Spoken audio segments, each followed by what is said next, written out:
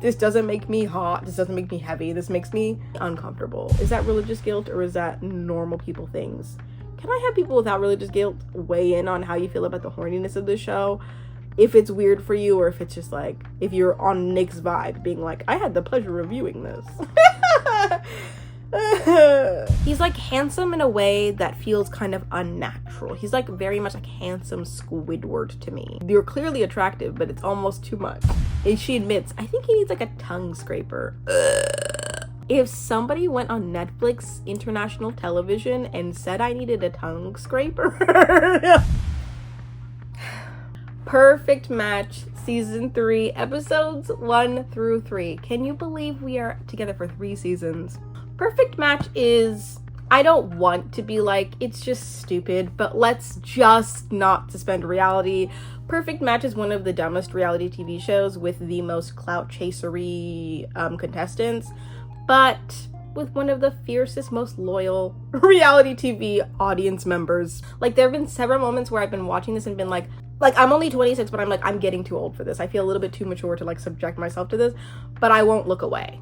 You can't look away. Perfect Match is one of those shows where the tea is just too irresistible, in my opinion. Welcome to this casual channel where I talk about anything casual or monumental as it relates to pop culture. Today it's going to be reality TV show, Perfect Match. I'll try my best to include photos of the people that I'm talking about. I will try my best, but this is a casual channel. Emphasis on the casual. Emphasis on the casual. A lot of YouTubers are doing really good in terms of like including screen grabs, and I'm like, I don't even know how to get screen grabs from Netflix. They don't even let you do I don't know how people are downloading these things and like getting these pictures when they're not just the things that aren't readily available to me are harder for me to get. Sorry in advance for my loud neighbors. Oh my god, they don't give a damn about me. If you were curious about my other channels, I have a book channel and a personal channel where I talk about anything manifestation, spiritual, woo-woo, all of that. But let's get into the show. Perfect Match season 3 episodes 1 through 3. I will be recording the last couple of episodes when I have the time. So hopefully that'll be up the next day. It might be up even Monday. We'll see. Okay. Honestly, the first thing that I do have to say about this before we even get into like Nick Lachey's whole entire like opening that was so corny. It was so corny. This is like, I don't know how long it's been, but this has been a decent amount of time, I feel like, since filming. Because in the time of after filming ended, AD fully got engaged publicly. Like, they had to be like, well, AD, you gotta tell them that you're engaged. And then she's now like conceived a child with Ollie. Huh? I think I looked it up one time and did they say it was like last year? Was it summer 2024? So yeah, so like a year? I don't know. We open up on Nick Lachey doing the whole bit of being like an outcast islander, looking so it wasn't even funny crusty. It was like, ooh. We get introduced to everybody. AD is like, you know, I've been trying to work on my red flags ever since we parted Netflix. And she was like, but I'm looking for an alpha. I don't know if it's just me living in the Midwest where like alpha men like don't exist, but I just kind of feel like if you're looking for like an alpha, I feel like you're looking for toxicity. I feel like the idea of like labeling somebody as an alpha is so ego driven that it doesn't feel like it's for real. Like, it feels silly. It feels a little childish to anybody else. Anyway, we have Louis from Too Hot to Handle. I don't know him. I didn't watch. The only season of Too Hot to Handle I watched was the first one. So yuck. When he introduced himself, he was like, I'm Louis. And he adjusted his junk. I hate even saying junk. But like, I don't like when men can just outwardly do those things. It just makes me like, why do you feel comfortable to do that at all? Cody from Temptation Island. I don't know him at all. He seems kind of boring. And I really didn't write too much. Literally, that's it. Lucy looks kind of like Madison Beer. And I'm not sure if that was like crafted, if she was crafted that way, or if she just simply was born with it.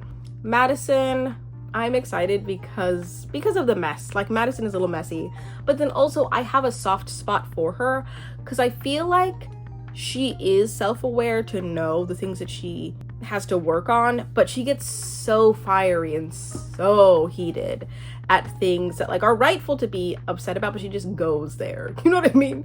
So I'm excited about that. Daniel from Dated and Related. I don't trust anybody on a show called Dated and Related. And then we have 80 Baby Daddy. Oh my god. excited to see their story unfold, honestly. Like, I think I said this right at the very top, is like the lore of, like, we're seeing their lore unfold, which is cool. I think Netflix really made the right decision with that one. I feel like they really did, because now I'm watching with like curiosity to see like, oh, they are perfectly compatible because of this. Oh, the baby makes sense because like they work perfect, you know? We have Juliet from Siesta Key. What the heck was Siesta Key for real? Because I remember the promo coming out and I didn't know if it was like a soap or it was a legitimate reality TV. I guess it's legitimate reality TV. What the heck? But it didn't look that enthralling. It looked like it would contain people like Juliet in it. Okay, really quickly, if you could like this video, if you've watched a couple of my videos, just go ahead and subscribe. Comment who your favorite is, who your least favorite is, the most cringe things about these episodes, the worst, best moments, people, anything you can. It helps out my channel and I would, oh my god, so much appreciate it, and I so appreciate you. She starts off really heavy, basically just being like, I love attention. I love nothing more than a bunch of guys staring at me. Which is like perfect, honestly, for this show. It is like perfect. But she's incredibly self-absorbed. Sometimes you can't really tell from the first couple of episodes because you know they gotta play up their personality. But the things that she's saying are just like, ew, like you're so transparent and you're not even hiding it. Oh, it's so uncomfortable. Clayton from The Bachelor, my word. Cringe. I'm uncomfortable because I watched his season and at first I was like, oh, he's so sweet. Just look at him like a little teddy bear. And one of my friends was like, he just seems like dumb. And I feel really bad. Like, I really don't like to call people dumb, but there's something about him once you realize like his spaciness and once you realize like the cringe, it doesn't go away. I have secondhand embarrassment for him at all times. I wish him the best somewhere else. Nick comes in and asks who's everyone interested in. Clayton right off the bat says, I'm gonna put out there Lucy. Cringe, because I hate to say cringe so many times, especially as that Gen Z. I hate to say it. But I feel like you can only really declare affinity for somebody when they've given you signs that they like you back. Otherwise, you kind of just look like obsessed in a way that's uncomfortable for the person who's being obsessed over. Ooh, you know? So, Clayton says Lucy. Juliet's immediately jealous because she's a pick-me. And she's like, I wish that Clayton had said to me. I wish anyone had said to you. What the heck? They do the puck game where basically you just pick a random contestant and then Netflix basically concocted this board of horniness of like either tease me, body shot me, kiss me, whatever. Truth or dare me. So everyone I think goes. Juliet at first chooses Clayton to do a body shot. And it's just like right off the bat, the horniness is like uncomfortable for me, especially with Nicholas Shade, just like such unk energy, just watching all of this unfold, and he's making comments like, I don't know why. I just feel like I'm like 70 years old watching this, being like, I'm not supposed to be here. Like this doesn't make me hot. This doesn't make me heavy. This makes me uncomfortable. Anyway, that's like the whole entire show. I'm gonna be so uncomfortable this whole entire show. Clayton chooses Lucy to tease. He's so excited about that because he has this thing for her. Ollie and AD damn near do a sex position. Damn near. It's like he like picks her up and like lowers her like a crane onto his lips and they do tongue. I feel just overwhelmed by just overload of purity culture that has been placed on me that I can't even let loose enough to be like, oh my god, it was just like, ooh. So Louis licks Madison's chest, just straight up like grazed a nipple, basically. I forgot about the last one, but they just all do a bunch of freaky stuff. And Nick is like, so did that break the ice? I think it more than broke the ice. I think that broke the whole tray. So everybody then toasts to finding their perfect match. AD and Louis go talk, like just random people be meeting up. We find out that Louis is like the Harry Jowsey of his season, being basically saying like, oh yeah, so I pretty much broke every rule, pretty much, spent the most money in our house. And so AD's like, oh, so you're just like really horny? And Louis like, horny is crazy.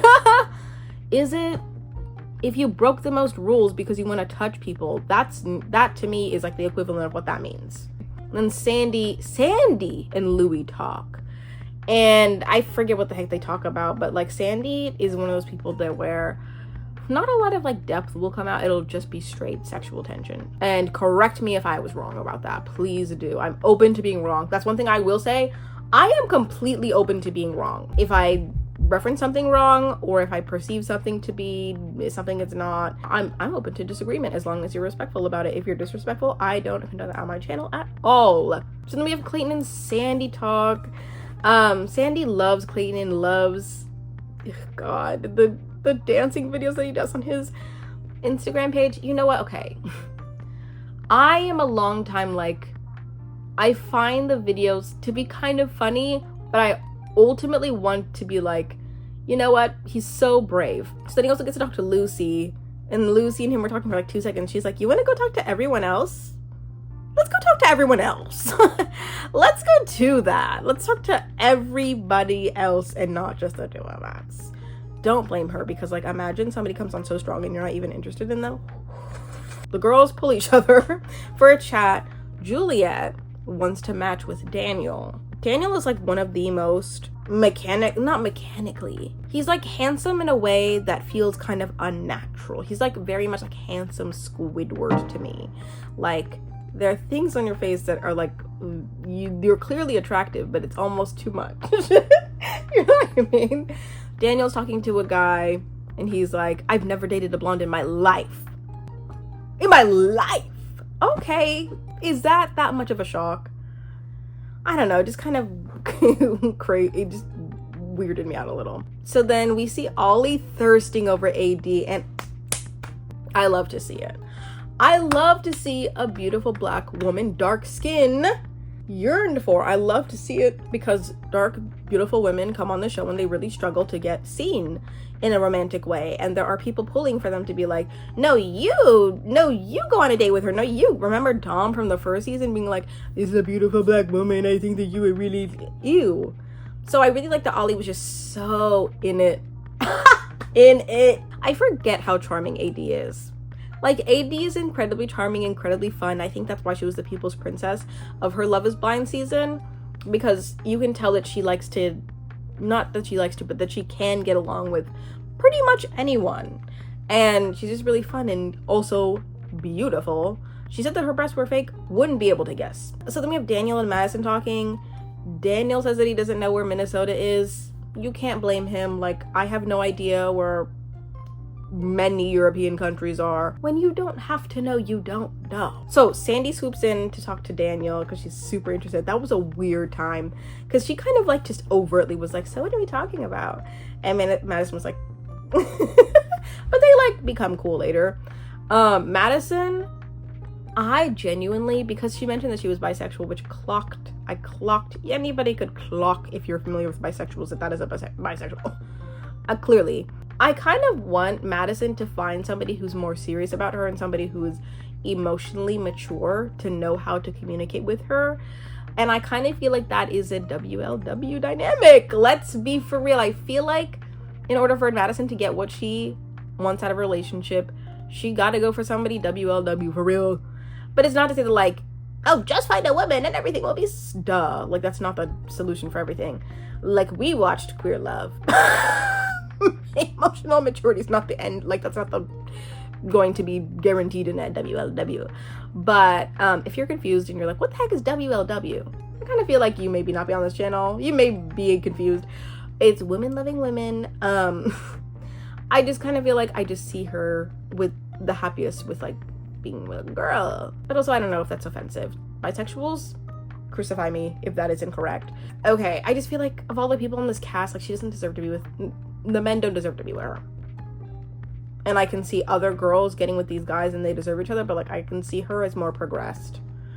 Anyway, Clayton almost basically asks Madison to like match up. And I was nervous for that because I'm like, I just don't like that pair at all. It just kind of makes me ill a little bit. It makes me feel like discussed a little. So then Madison also goes with Cody. Clayton gets stuck with Juliet. So then they go into the compatibility challenge. So embarrassing, dude. These compatibility challenges are literally just, how can we get them to be as horny and touchy as possible? And just like, as literally, I don't know any of these people. Imagine being like a parent. Imagine being like, I don't even like one of their like teachers, like from elementary school or like middle school or something, be like, oh my god, look at little Clayton on the it just feels a little bit embarrassing. Juliet, I'm realizing, is a little bit of a, well, I mean, I've been realized, she's just an egomaniac, because she's like, I like to have power, like, I can't wait to win this so I can have power. And Clayton is really buff, so we're gonna, it's like, everything about this is just because you want to be at the top of, like, anything that you can. Let me know how y'all feel about Juliet. How do you feel about Juliet, actually? Let me know. You'd think that Clayton would kill this because he's so built, he's so, like, man giant, but he falls in the water immediately. That's like Clayton's entire existence to me, is like, you would think, and then things just okay. Then Madison, we see, is killing it with Cody, and she hates him. She hates him. She's like, she admits, I think he needs like a tongue scraper. If somebody went on Netflix international television and said I needed a tongue scraper, I'm losing it. That's so embarrassing. That's so embarrassing, God. So we seeing AD and Ollie honestly adds a little bit of relief, because it's like, oh, throughout all this stupidity, like, we do have true love for real. Like, there was an engaged couple who's having a child. Like, look at them, like, how beautiful. Okay, so sorry, before Madison and Cody go out, they have won the challenge. Madison looks good on their date. She looks good, but their date is awkward. Their date is awkward because they don't like, okay, Cody likes Madison. I don't think Madison likes Cody. So we have boardroom number 1. We get uncomfortable options, but the person that stands out to me is Freddie. JR, I don't want to see JR, dude. I don't want to see JR. Get him out of here. I just kind of feel like, why does Netflix, like, why would they even make him an option? I don't know.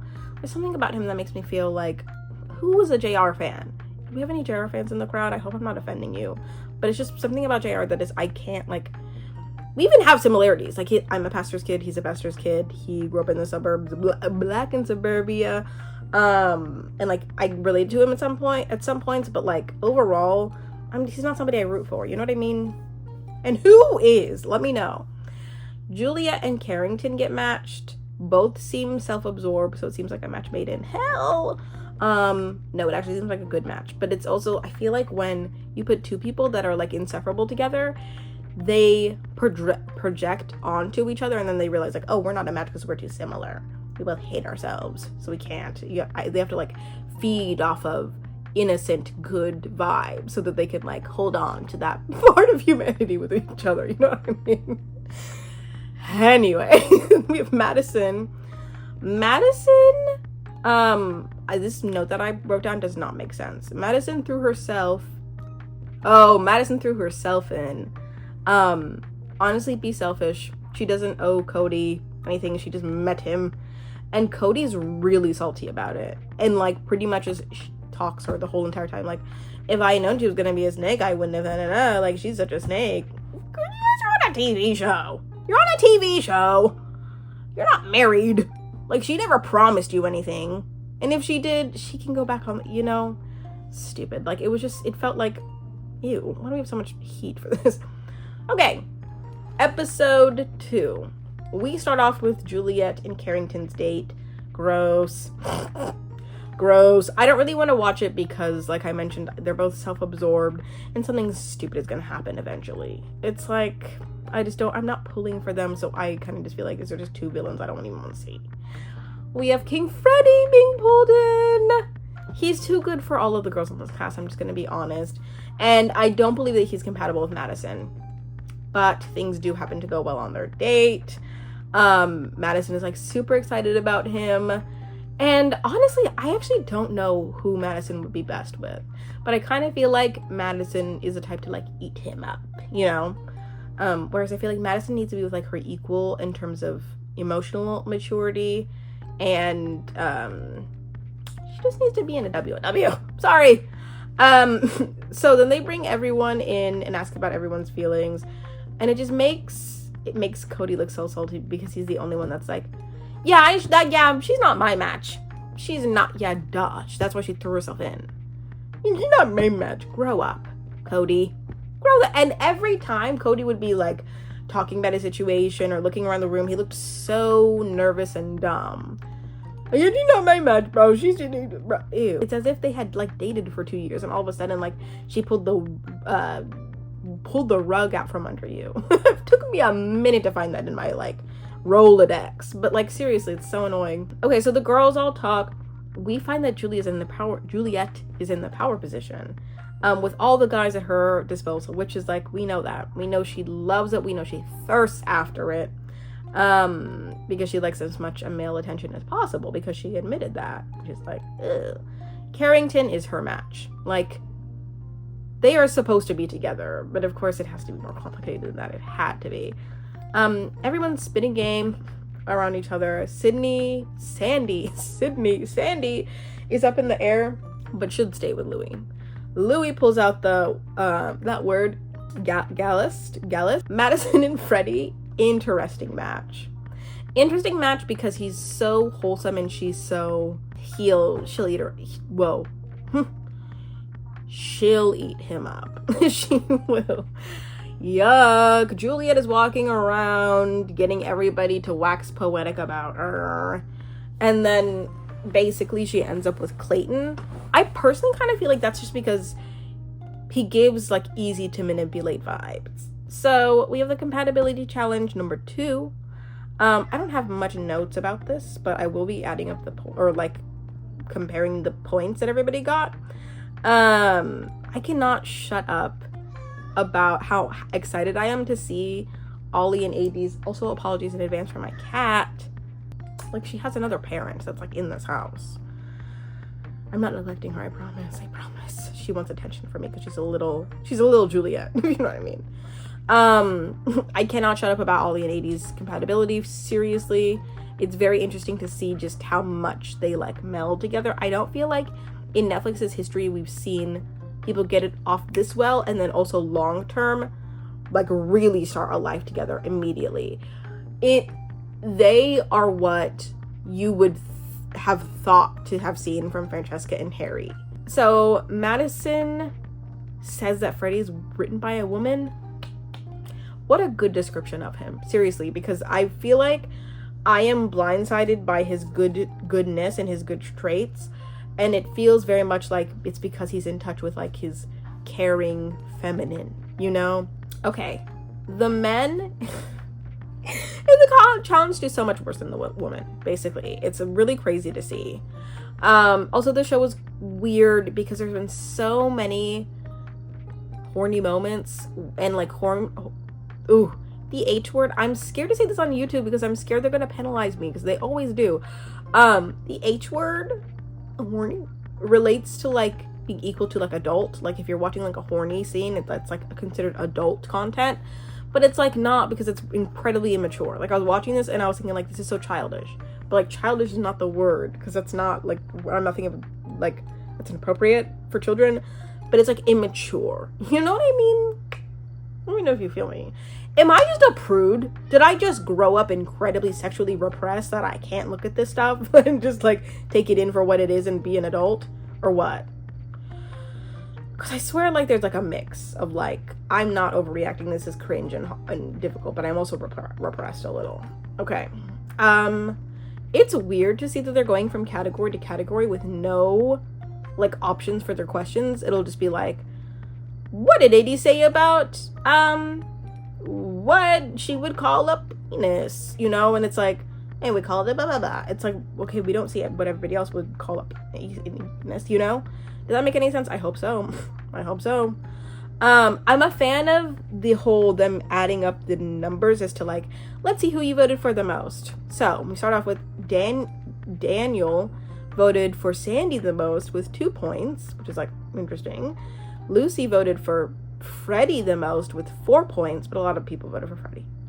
As I'm looking at my notes, not that many people voted for Freddie, actually. Clayton voted for Sandy, 2 points. Juliet voted for Freddie, 3 points. Louis and Sandy voted for each other, 2 points. Freddie voted Maddie, and vice versa, combined 5 points. In first place, with 6 points, is AD and Ollie. AD and Ollie go on a date. Well deserved. It's like crazy, all these, it's like really interesting to have a cheat code to reality TV show when you know the outcome. I kind of like having one couple with this. I hope that Netflix doesn't do it for future, because I think this was just like they just kind of had to do it to like keep up intrigue, I guess, about the season or what, I don't know. I just found it interesting. So Madison and Freddie, Madison admits her feelings, that like she's the most excited that she's been, and Freddie's kind of making jokes. And I remember that was one of Kat's like criticisms, although Kat had a lot of criticisms. She had a lot of criticisms. It was one of those that like he was always joking around and that he was like too immature. But it was like, is he too mature, or like does she not just know how to like let up? But I feel like maybe we are seeing this unfold for real for the first time. Of, can he not like be in a serious moment or what? Okay. So then we have boardroom number 2. AD and Ollie go in. Nick makes the jokes about throwing themselves in. Ollie's like, and AD's like, why are you laughing so hard? I love this. Like, AD will just have these like funny, like really sharp, funny moments. And I feel like Ollie's like energy bounces off of it really, really well. Okay. So then we get some new girls. Alex from Temptation Island, which I watched her season. I completely like mixed her up with somebody else who like was not a temptress on the island for some reason. But I remember her from Temptation Island, the one season that I watched. And then Rachel from The Bachelor. If they do Rachel dirty this time, I'm gonna cry for her. I'm actually gonna be so mad at Netflix and be like, why the heck would you bring her on and not give her the perfect story? You should have done something about making her perfect. Just because like Rachel's been done so dirty, dude. Rachel was on Clayton's season. She fell in love with Clayton. Clayton and her were supposed to be together. She then gets out her own Bachelorette season, but she used to share it with Gabby Wendy. And then all of the guys pretty much preferred Gabby, and it was just a disaster. Whoa. And then she was on Bachelor in Paradise, and they just did not treat her well. And I just really am pulling for her. I really am. So then we have the rest of the contestants. I don't know who QT is, but there was a comment on one of my posts. Also, if you want to like keep up with this channel at all and like see what the heck I randomly just talk about, go in my like what's that, what do people call it, go in my like posts. I guess somebody commented about QT, like being excited for QT, but I don't know anything about her, but I'm excited to. Freddie and Rachel get locked in. The side of my ear is ringing. I have tinnitus, I think. Ooh, but I'm gonna try to talk like I'm normal. Freddie and Rachel get locked in. It's weird. It's like mostly weird seeing Bachelor Nation on Netflix because it just makes me uncomfortable. Like, why are we switching networks? I don't like that. But then it's also weird because Freddie, I don't know. I just kind of feel like Freddie and Rachel, that's an odd pairing to me. And I love Freddie. And I also like Rachel. There's just something about them that I just feel like just won't work. I don't know what it is. Okay. Ollie and AD, I love their banter, but I felt really, let me know. Anybody, let me know. How did you feel when AD kept trying to pull in QT and Ollie was like, she's not Louis' type. And then AD is like, no, but like just to see. It was like, what exactly is the agenda here? Because it's like, I feel like AD would know better to not like force a beautiful black woman on somebody who didn't want her. But that's what it kind of felt like. Kind of like no, let's just like see though. It felt kind of like uncomfortable for Ollie to, be like, no. Because like we just have been in this position where we're not like, when somebody's telling us like no, it's like just okay, let's just like take it and lay it out. Like, it's unfortunate, but let me know how you guys felt about that, because I just don't want beautiful women to go where they're not wanted, and that's what it felt like it was being forced on. So we have Louis and Alex go on their date. I just expected zero depth and all sexual tension. And that's what it provided. That's exactly what it provided. We had Freddie and Rachel. If Rachel is disappointed again, I'm going to be upset. She deserves better, blah, blah, blah. That's what I wrote down in my note, but I've already said it. I like Freddie and Rachel more than I like Maddie. Because Rachel is like just a little bit more mature. And I feel like Freddie's also a little bit more mature, but I also haven't seen him be immature, but that was one of the notes from the season that I cannot ignore, that maybe I'm just not seeing it, right? Okay, so Rachel walks in. Everyone's freaking out because it's like, oh shoot, the whole Rachel and Clayton in the same, oh my god, and they were on the same season, now they're on the same season. You know, it's crazy in that way. I was also freaking out. Let me not lie, I was also freaking out because I was like, they deserve to be together, but it's been too long. Like, let it go at this point. I feel like she deserves a Freddie, but it's not Freddie. You know what I mean? So then we have post-date catch-up with everyone. Everyone's getting along. Madison is sweating because she wants Freddie, which is understandable. I'd be sweating too. That man is beautiful, delectable. So, I get it. AD is also sweating, and at first I was like, okay, don't be stupid. That's your future baby daddy, and he's only talked good about you. Like, there's no way that he wants Alex. And then Ollie out his mouth said, I kind of want Alex for myself. I was kind of thinking about it. And I was like, oh my god, like, really, she was trusting her intuition, and her intuition was a little bit correct, because he kind of did say it. But I mean, the only reason I'm feeling that is because I know the future, and she don't in this moment. So sorry, I just cannot get comfortable on my couch. I don't know what the heck is going on here.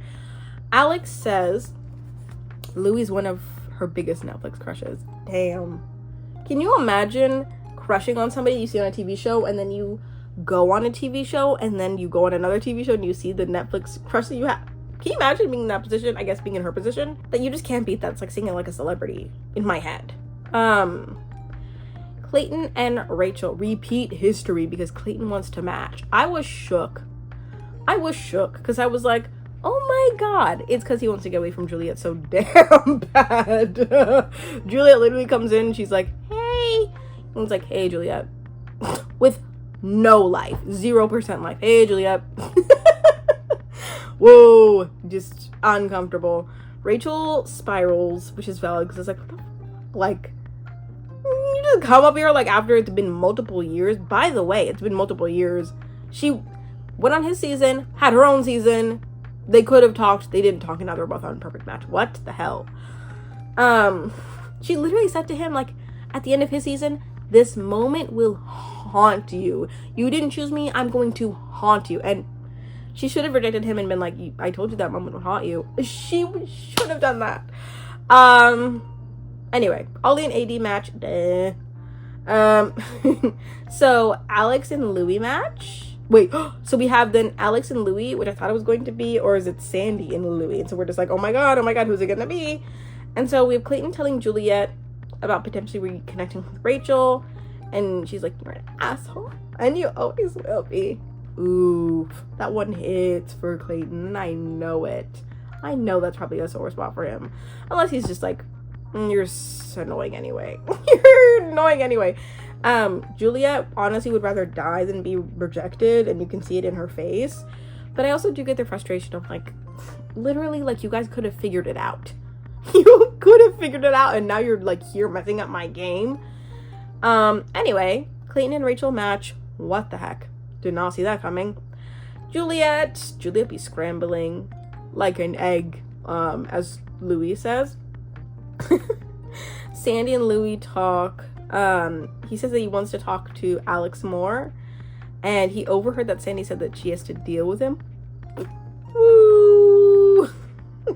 That, and honestly, he just wanted Alex more. And I think him talking to Sandy was like, I don't know, I'm kind of going back over my emotions. Delete. And she's like, honestly, if you choose her, I'm gone forever. And he's like, okay, yeah, sure. I think, honestly, he only said that because he was scared of, like, if he chose Alex, then Alex wouldn't choose him back if, like, some other random, like, hot guy came in, versus Sandy would be more loyal. You know what I mean? I don't feel like he actually wanted Sandy more. I kind of feel like he just chose because of, like, the optics were better and, like, it's more secure for him. Anyway, we get down to having a compatibility challenge. Clayton doesn't feel like losing. So they have this multi-year advantage with you would think that they would win. It's a kissing challenge. Yuck. I hate the kissing challenges. I wish I had it in me to be able to sit in these scenes and be like, oh, look how I just feel uncomfortable. Is that religious guilt or is that normal people things? Can I have people without religious guilt weigh in on how you feel about the horniness of the show?